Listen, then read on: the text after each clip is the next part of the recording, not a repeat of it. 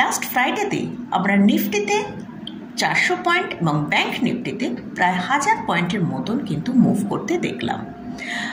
তো এ সপ্তাহেও মার্কেট কী ধরনের মুভ করবে সেটা নিয়ে আলোচনা করব এবং কোন কোন স্টক আমার ফোকাসে রয়েছে সেগুলো নিয়েও ডিসকাস করব।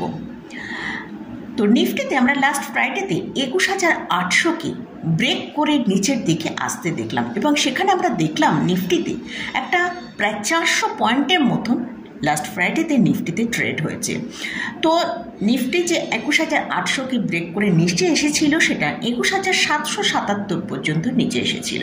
21,700 যে ইম্পর্ট্যান্ট একটা লেভেল আছে তাকে রেসপেক্ট করে নিফটি ওপরের দিকে 22,147-এ ক্লোজ হয়েছে।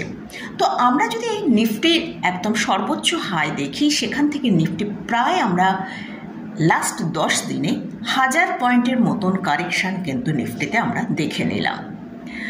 তো এখানেই কি নিফটির কারেকশান কমপ্লিট হয়ে গেছে একথা কিন্তু বলা যাবে না, কারণ বিভিন্ন জিওপলিটিক্যাল টেনশন এখনও কন্টিনিউ আছে এবং এর ফলে হয় ডলার এবং ক্রুড অয়েলের দাম যদি বৃদ্ধি পায় সেক্ষেত্রে বা ইরান ইসরায়েলের যে যুদ্ধ যদি কোনো নতুন করে কোনো আপডেট আসে তার জন্য কিন্তু মার্কেট আবার নার্ভাস হতে পারে।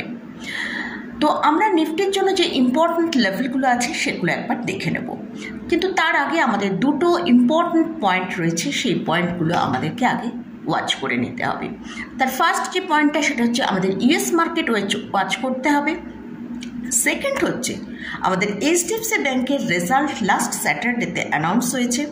তো সেই রেজাল্টটাও দেখাটা খুবই ইম্পর্ট্যান্ট, কারণ এইচডিএফসি ব্যাংকের একটা বড় ওয়েটেজ নিফটির ক্ষেত্রে রয়েছে। তো ফার্স্ট আমরা ইউএস মার্কেটটা দেখব। ইউএস মার্কেটে আমরা দেখেছি ডাউন জোন 211 পয়েন্ট পজিটিভে আমরা ক্লোজ পেয়েছি, কিন্তু ন্যাসডাকে আমরা দেখেছি 319 পয়েন্ট নিচে ক্লোজ দিয়েছে। কিন্তু ন্যাসডাকে এই নেগেটিভটা হয়েছে, ওখানে যে নেটফ্লিক্স কোম্পানি আছে সেই স্টকে প্রায় 9% ডাউন হয়েছে, তার জন্যে কিন্তু ন্যাসডাকে আমরা এতটা নেগেটিভ দেখেছি।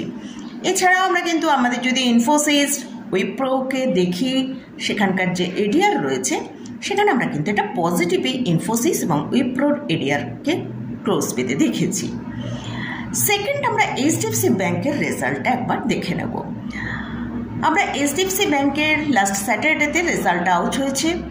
তো সেখানে আমরা দেখেছি Q4 যে নেট প্রফিট এইচডিএফসি ব্যাংকে এসেছে সেটা 16,512 করোড়ের মতন। আমরা যদি জাস্ট তার প্রিভিয়াস কোয়ার্টার অর্থাৎ ডিসেম্বর কোয়ার্টারে দেখি, সেখানে আমরা দেখছি নেট প্রফিট 16,373 করোড় মতন ছিল। তো সেক্ষেত্রে আমরা যদি বলি কোয়ার্টারে কিন্তু মানে কিছুটা আমাদের Q4 রেজাল্ট বেটার আছে। আর ইন্টারেস্ট ইনকাম যদি দেখি সেটাও কিন্তু বেড়েছে, সেটা আমরা দেখতে পাচ্ছি 29,007 করোড়ে এসছে। তো মোটামুটি এইচডিএফসি ব্যাংকের রেজাল্ট কিন্তু ঠিকঠাকই আছে, কিন্তু মার্কেটের কাছে সেটা কতটা, মার্কেট কি আগামী মানডেতে এইচডিএফসি ব্যাংকের রেজাল্ট নিয়ে মার্কেট কীরকম রিয়াকশান করে সেটা আমাদের কিন্তু মানডেতে দেখতে হবে। তো আমাদের সেই জন্য লেভেলগুলো আমাদের ফলো করতে হবে। তো নিফটির জন্য যেটা ইম্পর্ট্যান্ট লেভেল 22,075।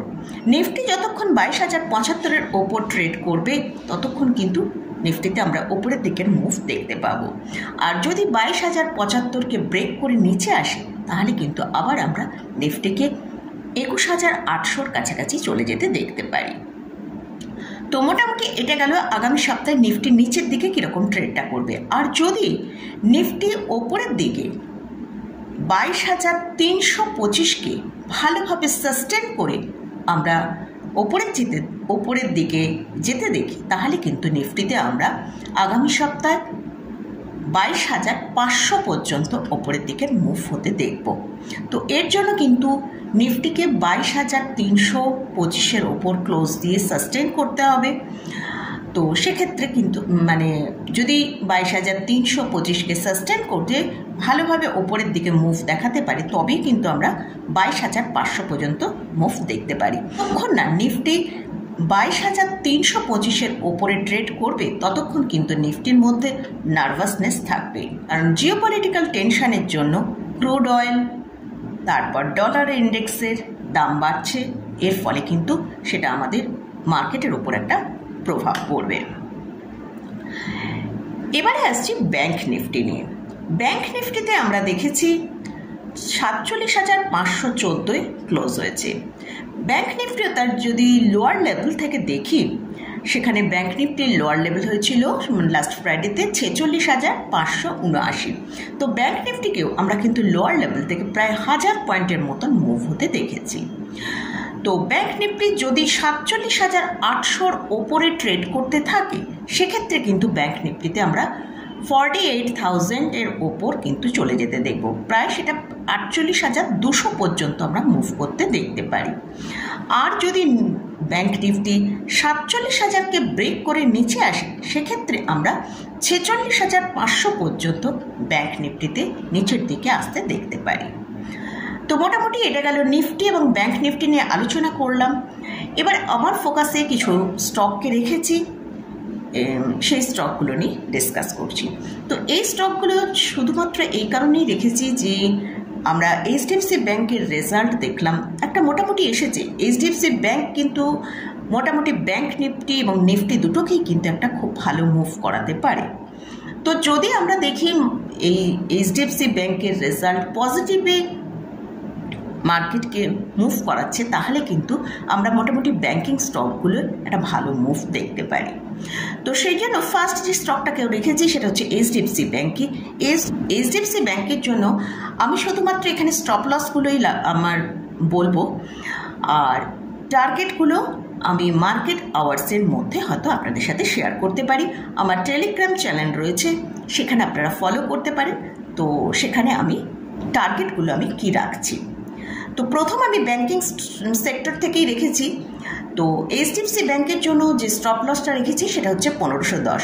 যদি এইচডিএফসি ব্যাংক 1510কে স্ট্রিক্টলি মেনটেন করতে পারে, তাহলে ওপরের দিকে কি মুভ যাবে সেটা আমি তো বললাম আমার টেলিগ্রাম চ্যানেলে আপনাদের সাথে আমি শেয়ার করব।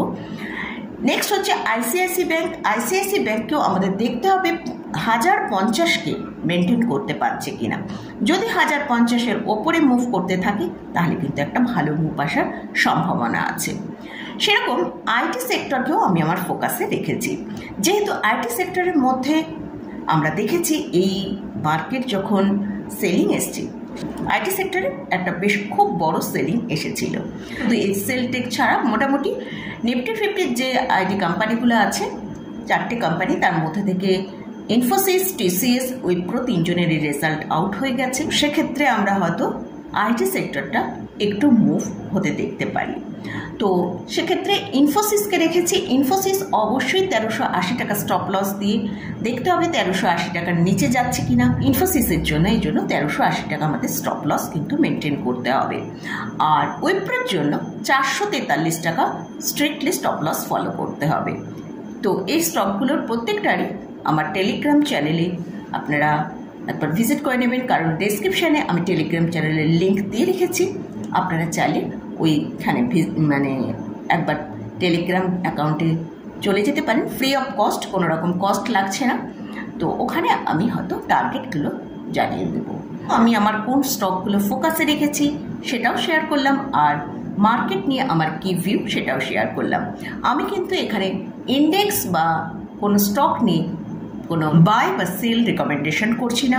আপনারা যদি কোনো স্টকে বা ইন্ডেক্সে পজিশন নেন, অবশ্যই আপনারা আগে ভালো করে বুঝে নিয়ে তারপরেই কিন্তু পজিশন নেবেন। তো মোটামুটি আজকের মতন ভিডিওটা এখানেই শেষ করছি। ভিডিওটা যদি ভালো লাগে অবশ্যই লাইক করবেন, শেয়ার করবেন, সাবস্ক্রাইব করবেন। ধন্যবাদ।